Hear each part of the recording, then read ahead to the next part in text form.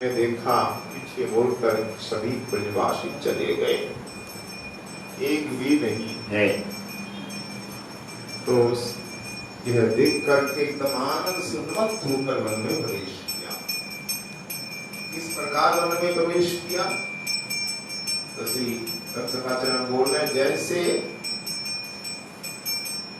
उन्मत्त कोई हाथी जिसको बांध के रखा गया, अगर उस मत वाले हाथी को बंधन से मुक्त कर दिया जाए, हाथी भी कैसा मत वाला हो, वो बांध के रखा जाता ही है।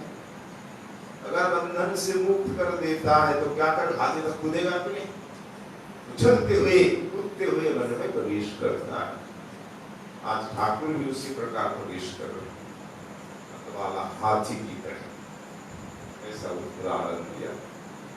अभी तक बंधन में थे, माता पिता के स्नेह बंधन, गोपियों के स्नेह बंधन में।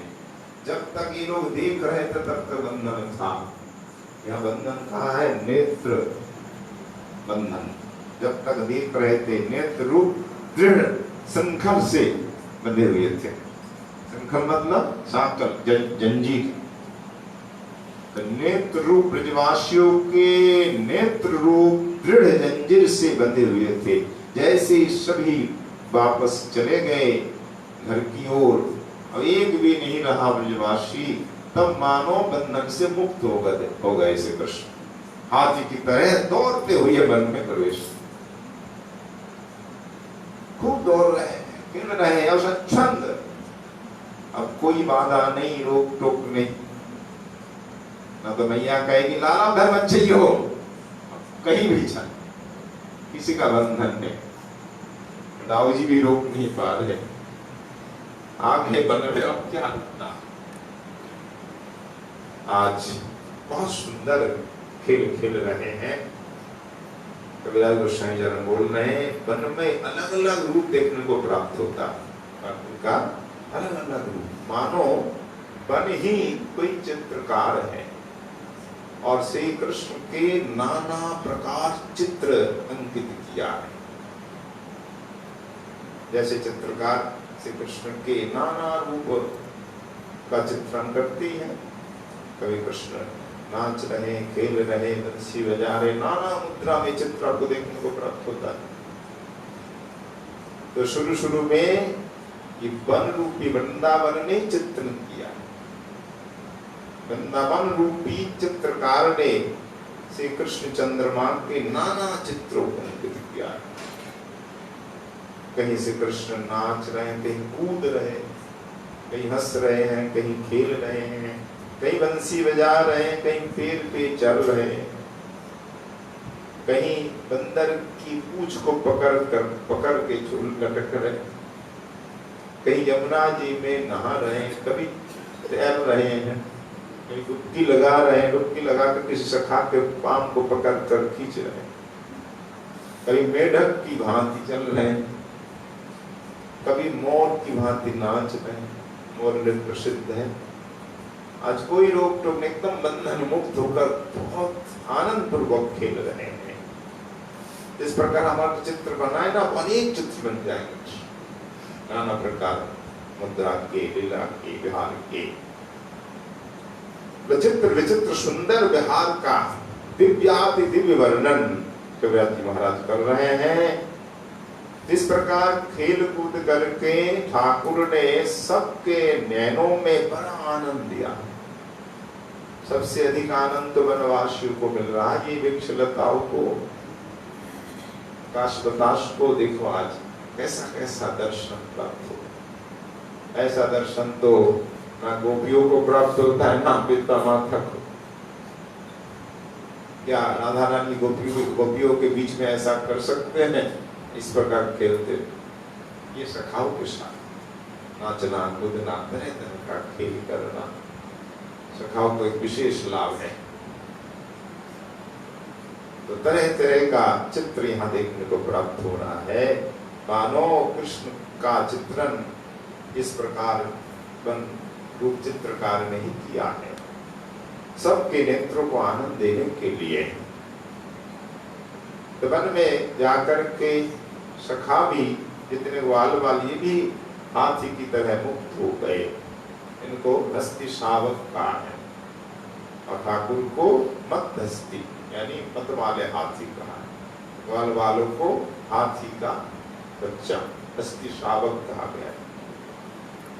किस प्रकार खेल रहे? नृत्यन्ति गायन्ति हसन्ति गोपाः कुर्दन्ति नन्दन्ति परिस्खलन्ति नरमाणि तन्वन्ति लसन्ति तथैते बन्धात् विमुक्ता कलभोत्तमा। कलभ मतलब हाथी का शावक, उत्तम यानी श्रेष्ठ हाथी शावक की तरह है ये सब खेल रहे हैं। नृत्यन्ति कोई कोई सखा, नृत्यन्ति नाच रहे हैं, गायन्ति कुछ सखा गाने लगे, कुछ सखा हंस रहे हैं और कुछ गोपाः सखा कुर्दन्ति कूद रहे हैं और कुछ नंदन्ति अपना आनंद प्रकाश कर रहे हैं, खूब आनंदित हो रहे हैं। कोई परिस्खलन्ति कोई आनंद से गिर रहे हैं, ऐसा होता है आनंद से नाचते नाचते हंसते हंसते गिर रहे हैं। और नरमानी कोई कोई परिहास कर रहे हैं तो कोई नाना प्रकार का भाव विलास व्यक्त कर रहे हैं। तो मुक्त होकर जिस प्रकार हाथी के शावक नाचता कूदता है उसी प्रकार नाच रहे कूद रहे हैं। और कुछ सखा तो कृष्ण लीला का अनुकरण भी करने लगे। स्थितिं स्थिरं मातृपुरोपकारे रेके अंगना स्वस्थ दृश्यं च लोलां संघट्ट दृष्टाम् अनुकुर्वते अन्ये चेष्टां गिनं च स्खलितां जनानां। मातृपुर माँ के सामने लाला जिस प्रकार बैठे होते हैं एकदम स्थिर, नेत्र एकदम स्थिर, चंचलता नहीं करते, एकदम मासूम बालक की तरह जैसे बैठे होते हैं, जैसे मक्खन मैया खिलाते खाते हैं, ठीक उस प्रकार भाव दिखा रहे सखा मासूम बालक माँ के सामने। एक सखा माँ के सामने जब मैया कान पकड़ती है, मैया मत मारे, मैया आगे से ऐसा नहीं करूंगा, मैया माँ मत मारे, अनुनय विनय कर रहे हैं, ठीक उस प्रकार का भाव दिखा रहा है। एक सखा दिखा रहा है मुंह को खोल करके, जैसे कन्हैया मुंह खोल करके दिखाया देखो मैं मिट्टी नहीं खाई। तो वात्सल लीला में जो जो लीलाएं ठाकुर ने की है, जो विशेष विशेष लीला है, उस लीलाओं का अनुकरण सखा करने लगे। और कुछ रसिक और सखा क्या कर रहे हैं? राधा जी के सामने, गोपियों के सामने कृष्ण के जो चंचल नेत्र किस प्रकार कटाक्षपात करते हैं, ऐसा ही रूप बना, सुंदर त्रिभंगी रूप बना करके जीवी चितवन से देख रहे हैं। ठीक श्याम सुंदर मधुर भाव श्रृंगार भाव का प्रदर्शन कर रहे हैं। कोई हाथ में मुरली लेकर बजाने लग गए। तो श्री कृष्ण की लीलाओं का अनुकरण करते लगे, हर चेष्टा का और वाणी का भी। श्री कृष्ण किस प्रकार बोलते हैं सखाओं के सामने, माता पिता के सामने, गोपियों के सामने, राधा रानी के सामने, वैसा ही ये बोलने लगे। अगर माँ के सामने कहते मैया मैया मत मारे मत मारे, ठीक इस प्रकार ये बोले, जैसी आवाज में कन्हैया माँ मत मारे भैया, मैं ऐसा आगे कभी नहीं करूंगा। कभी राधा रानी के साथ हाथ जोड़कर कृष्ण खड़े, किशोरी तुम जब मेरी ओर देखती हो ना, तुम्हारी चितवन से मेरा हृदय नाचता, आनंद से प्रफुल्लित हो जाता है। किशोरी तुम मान मत करना, मेरी ओर एक बार देखो ना, एक बार मेरी ओर देखो। जिस प्रकार श्याम सुंदर अनुनय विनय करते थे, कोई कोई सखा सुबल आदि जिन सखाओं ने सुना वैसा ही बोलने लगे। कन्हैया को हंसाने तो कन्हैया सुन करके देख करके संतुष्ट होते, हंसते, न कि चीरते। कोई बालक चिढ़ जाता है अनुकरण से, कृष्ण को सुख हो रहा है, क्योंकि सखाओं का हर अनुकरण, हर चेष्टा रहती है कृष्ण को सुख देने के लिए। यहाँ जो लीला का अनुकरण है ये अपने सुख के लिए नहीं, श्री कृष्ण के सुख के लिए। भक्ति का मतलब ही है सेवा। क्या सेवा? आनुकूल्येन कृष्णानुशीलन। भक्ति का मतलब अपना सुख नहीं है, हमें अच्छा लगता है इसलिए हम नाम जपते हैं, नहीं, हमें अच्छा लगता है इसलिए हम ठाकुर की सेवा करते हैं, हमें सुख प्राप्त होते इसलिए नहीं। तो सुख नहीं मिलेगा जरूर, पर अपने सुख उद्देश्य से सेवा नहीं होती। हम पुष्प का चयन इसलिए कर रहे हैं कि हम माला पिरोएंगे, ठाकुर को धारण कराएंगे, तो आपको सुख तो मिलेगा, सुगंध तो मिलेगी जब पुष्प तोड़ोगे। ठाकुर सेवा करोगे तो सुख नहीं मिलेगा, नाम करोगे, कथा सुन मिलेगा, पर उद्देश्य नहीं होना चाहिए। उद्देश्य प्रभु का सुख। और ठाकुर कथा सुन रहे इसलिए प्रभु के सुख के लिए, तो कथा से बढ़कर कुछ भी नहीं है।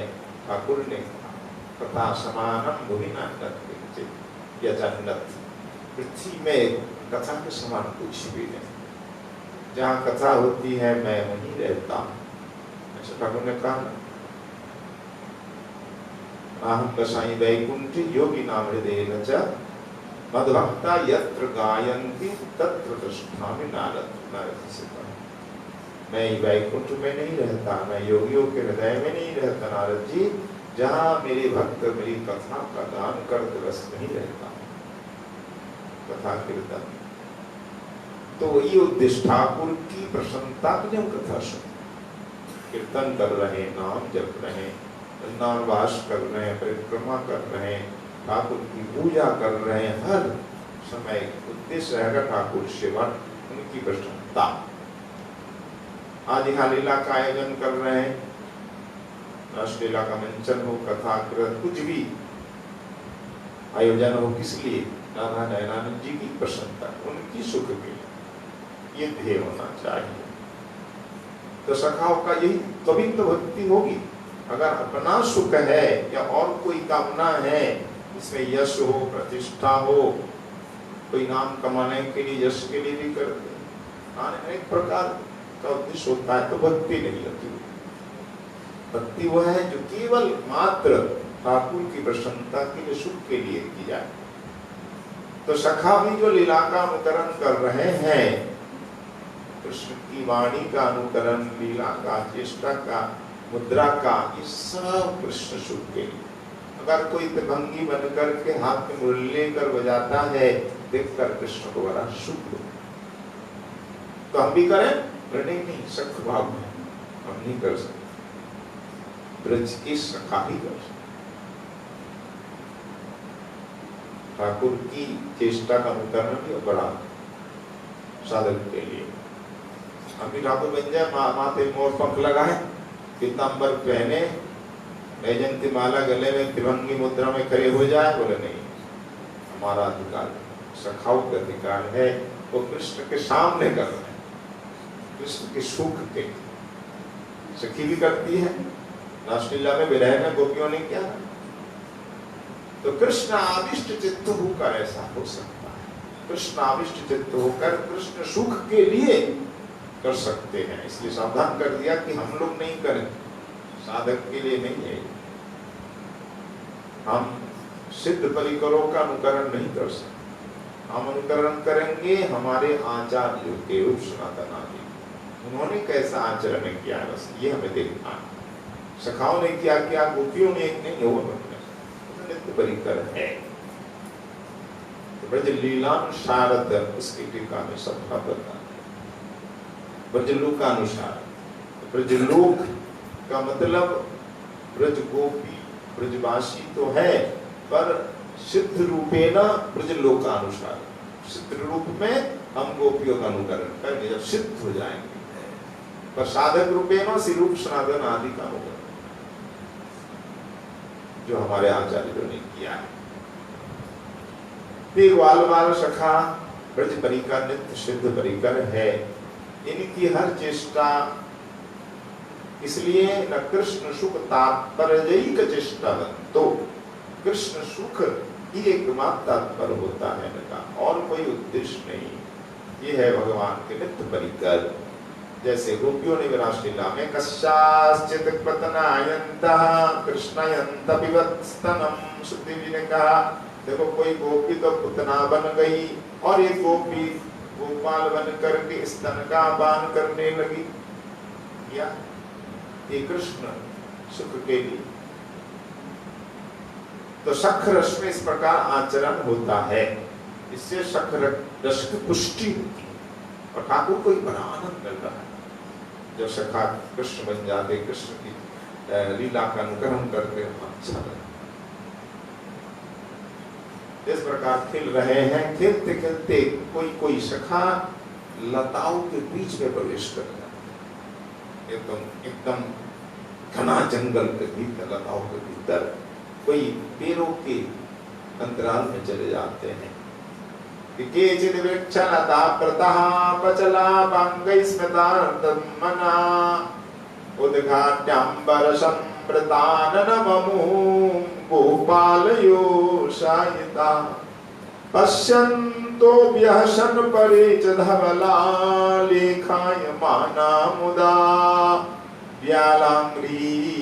व्यालं गांग्रिकरेण महिं विलुलिता ग्रीवोर्धा ऊर्ध्वकर्णाननः केचिद् वृक्षलता प्रतः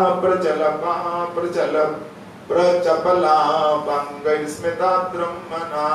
कोई कोई सखा वृक्ष लताओं के भीतर प्रवेश कर जाते हैं और कोई प्रचपलांगई चंचल नयनों से मुस्कुराकर कन्हैया की ओर देख रहे सखी भाव में, और क्या कर रहे? मनागुदघाट्यंबर संप्रताननम गोपाल योषायिता। गोपी जिस प्रकार घूंघट मार के चलती है, घूंघट को खोल करके टेढ़ी चितवन कन्हैया की ओर करती है, थोड़ा सा घूंघट को उठा करके नैनों से देखती है। तो ठीक सुबल ने भी उस प्रकार अपने पास दुपट्टा ही ओढ़ लिया, ओढ़ करके थोड़ा सा घूंघट की तरफ उठाकर कन्हैया की ओर देखने लगी, मुस्कुराते हुए टेढ़ी चितवन। तो कन्हैया वाह सुबल तो क्या राधा रानी बन गया। तो ठीक राधा रानी जिस प्रकार भाव व्यक्त करती है उस प्रकार भाव का व्यक्त सुबल करने लगा। इसलिए कृष्ण को सुख देने के लिए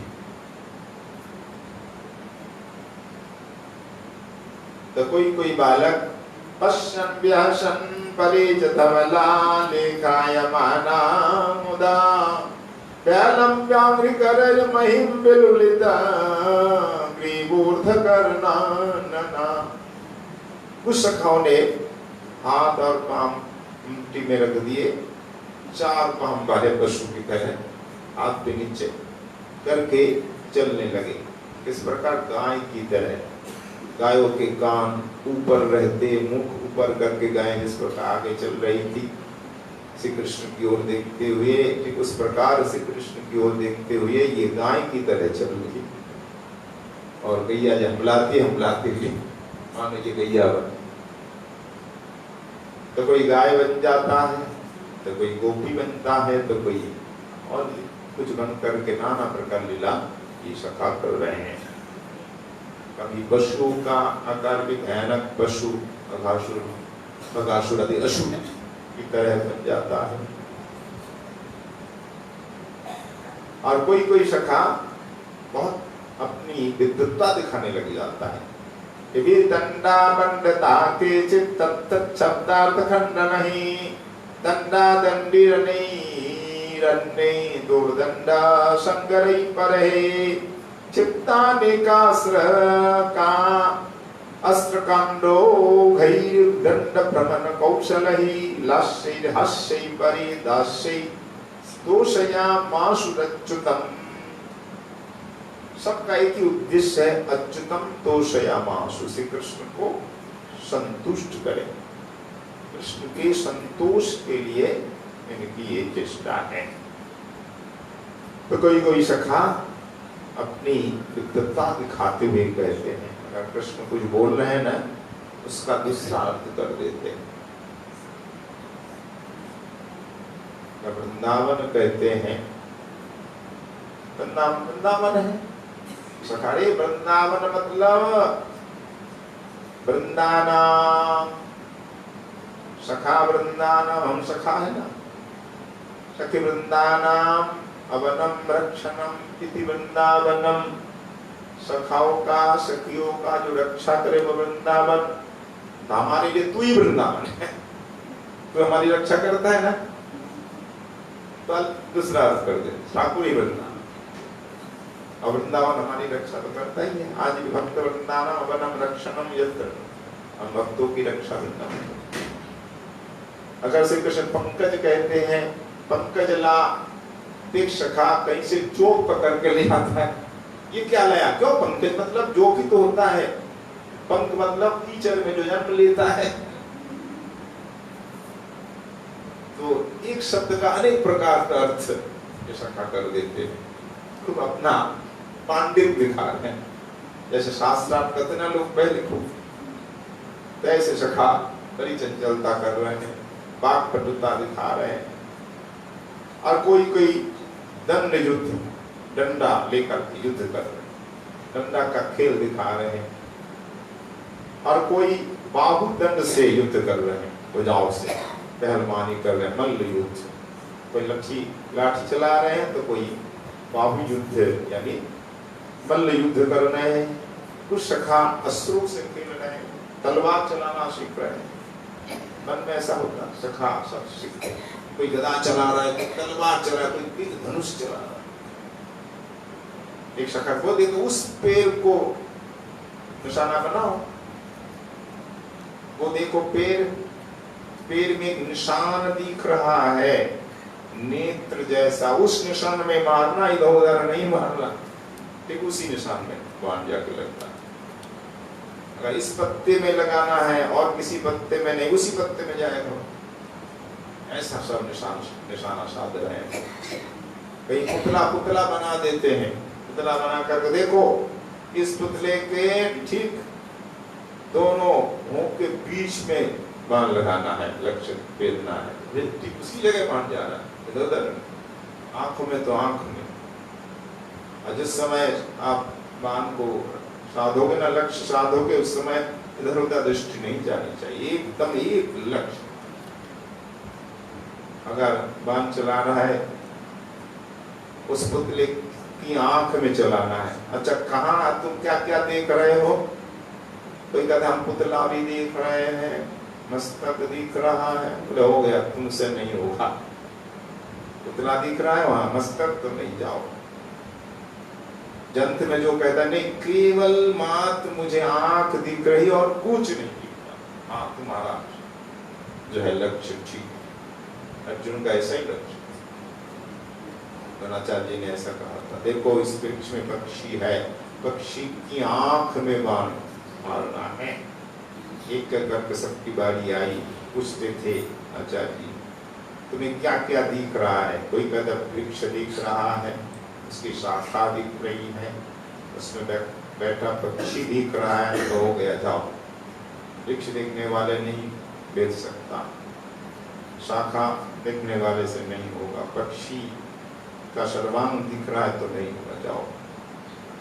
अंत में अर्जुन ने से पूछा तुमको क्या दिख रहा है? केवल मुझे तो आंख दिख रही है और कुछ नहीं, बोला तुम्हारा लक्ष्य ठीक। इस प्रकार सिखा जाता है बाण चलाना। तो बाण चला रहे, तलवार, कोई भाला चला रहा है, कोई गदा चला रहा है, नाना प्रकार अस्त्र की शिक्षा, अस्त्रों से खेल रहे हैं सखा। कोई डंडे से खेल रहे, लाठी चला रहे हैं, लाठी का लाठी को ऐसे घुमाते एकदम से ऊपर से नीचे से, पैरों के नीचे से, पीछे से, चक्रवत।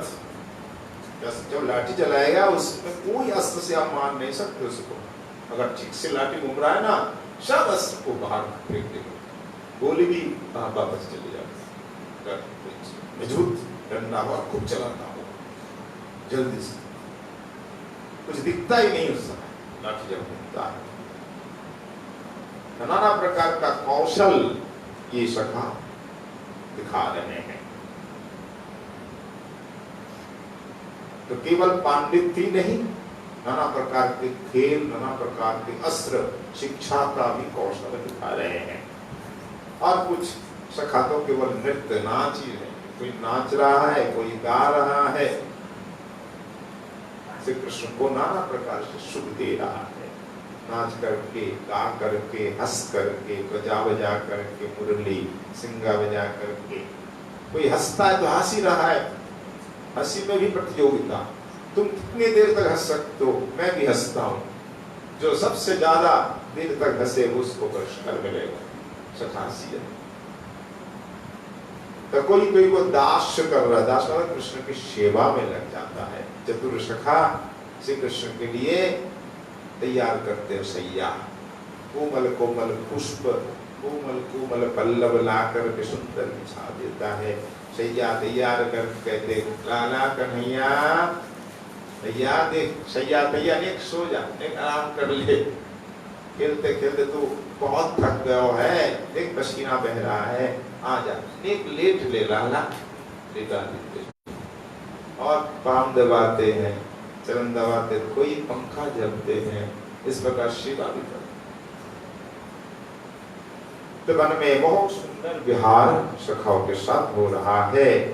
वृंदा देवी ने ये देखा, देख करके सब ब्रजवासियों से कहा, वनवासियों से क्या कहा, तथागतम कृष्णम अवेक्ष वृंदा, वृंदाटवीं तद्विरहा प्रसन्ना, वृंदं च सावोधयदा कुलानां, वृंदावन स्थावर जंगमाना। श्री कृष्ण विरह से ये वृंदावन रो रहा था। रात भर विरह, कृष्ण का दर्शन नहीं हुआ। वृंदाटवी ये वन रो रहा था, विषन्न था, विषन्न विषाद युक्त दुखी था। और यहाँ के जितने स्थावर जंगम यानी पशु पक्षी द्रुम लताएं सब के सब दुखी। वृंदा देवी ने सबसे कहा, हे वृंदा कवि, हे पशु पक्षी, हे वृक्ष, हे लताएं, अब चिंता मत करो, तुम्हारा दुख दूर हो गया है। माधव वन में प्रवेश कर गए, माधव का खेल प्रारंभ हो गया है, वन विहार करते करते तुम्हारे पास ही आ रहे हैं, तुम अब खुशियां मनाओ, रो मत, वो देखो आ रहे हैं। अटवी सखी समायान माधव अशौ समन्ता, वो देखो माधव आ गए। दो अर्थ है, ये वसंत ऋतु भी आ गई, जहाँ कृष्ण है वहाँ वसंत ऋतु है। वृषि वृषिज विदथम वितत घोरनाम तुर्नलालसी, स्वा गुणगण विकासई श्रेष्ठरीं स्मारयामुं, सफलय निज लक्ष्मीं चानयो तद्विशद्विलासई। वृंदा देवी सबसे संबोधित किया, सबको संबोधित करके कहा, हे अटवी तुम क्यों दुखी हो रही हो, देखो माधव आ गए हैं, तुम्हारे भीतर जो विरह है, दुख है, उसे त्याग दो, हटा दो और शीघ्र ही उल्लास से युक्त हो जाओ और अपने भीतर जितने गुण हैं उन गुणों को प्रकाश करो, करके श्री कृष्ण की सेवा करो। हे वृक्ष, हे लताएं, हे पशु पक्षी, तुम सब आनंद मनाओ, ठाकुर आ गए हैं। राधा कृष्ण का स्मरण करो और अपने अपने गुणों का, अपने भीतर जो कौशलता है, जो कुछ है, आज प्रकाश करो, प्रकट करो, करके श्री कृष्ण के भीतर राधा रानी का स्मरण करा दो। सबसे बड़ी सेवा है इस समय श्री कृष्ण को राधा स्मृति दिलाना। इस प्रकार से सेवा करो कि राधा रानी की स्मृति आ जाए और राधा कृष्ण की विलास के द्वारा तुम्हारी सफलता भी हो। तो वन चाहता है यहाँ के स्थावर जंगम चाहता कि राधा भी आ जाए, राधा कृष्ण का विलास हो, तब हमारी सफलता होगी, केवल सखाओं के विलास से नहीं। पूर्ण सफलता तो राधा गोविंद के विहार से। इसीलिए तुम लोग ऐसा गुण का प्रकट करो, ऐसा भाव का, मुद्रा का, जिससे श्री कृष्ण के हृदय में राधा की याद आवे, स्मृति आवे, और इससे राधा रानी आएंगी और राधा कृष्ण का विलास हो। बोलो राधा गोविंद भगवान की, राधा नैनानंद जी महाराज की जय जय श्री राम। तो जब राधा गोविंद आएंगे, उनकी लीला होगी, तब तुम्हारी शोभा सफल होगी। तो वृंदा देवी ने सभी से कहा, तैयार रहो, आनंद मनाओ और अपने अपनी जो कुशलता है, निपुणता को प्रकट करो, सेवा करो। तो कल सुनेंगे पुनः किस प्रकार वृंदा देवी सब पशु पक्षियों को कह रहे हैं, तुम सेवा करो। फिर बंसी नाद से वृंदावन सिक्त हो जाएगा। बंसी बजाने लगे ठाकुर, बंसी ध्वनि रूपी अमृत से वृंदावन शराबो रस सिक्त होगा। यहाँ की वायु भी बंसी ध्वनि से सिक्त हो जाएगी, रस शराबूर हो जाएगी। आगे का वर्णन इस प्रकार हमारे कविराज जी महाराज कर रहे हैं। श्री राधा नैनानंद प्रभु की कृपा के आशीर्वाद से पुनः कल स्वादन का प्रयास होगा। आज इन पे श्री गोविंद लीला में स्वादन का विश्राम होता है। बोलिए श्री गोविंद लीला की।